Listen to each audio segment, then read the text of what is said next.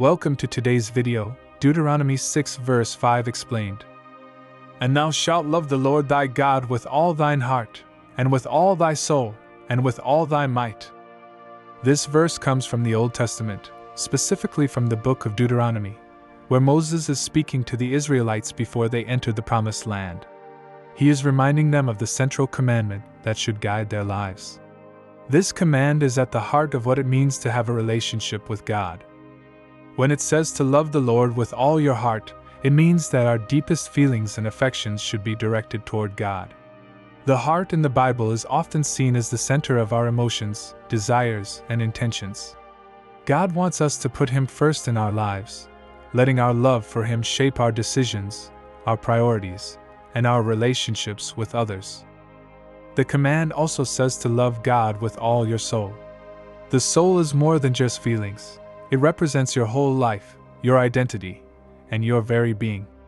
Loving God with your soul means giving Him your loyalty and commitment, not just when things are easy, but in every circumstance. It's about making God the foundation of who you are, and trusting Him completely. Finally, the verse says to love God with all your might. This is about loving God with all your strength and resources. It's not just about feeling or believing, it's about action. To love God with all your might means using your energy, your time, your talents, and everything you have in a way that honors Him. It means holding nothing back, giving your best to God in everything you do, whether that's in your work, your family, or how you help others. This verse is considered so important that Jesus Himself quoted it when asked about the greatest commandment. In Matthew 22, Jesus says that loving God with all your heart, soul, and mind is the first and greatest commandment. This shows us that the foundation of our faith is love for God above everything else. But how can we live out this command in our daily lives? It starts with spending time with God through prayer, reading the Bible, and worship. It grows as we trust Him in our decisions and seek to obey His will. Loving God with all we are also means loving others, because 1 John 4 verse 20 teaches that if we say we love God but hate our brother, we are not being truthful.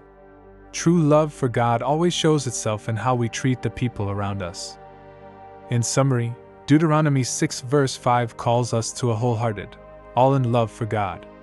Not a half-hearted, occasional devotion, but a love that involves our whole heart, our whole soul, and all our might. This is a daily commitment that shapes our attitudes, actions, and relationships. When we live this way, we fulfill the greatest purpose we were created for, to love and honor the Lord with everything we have.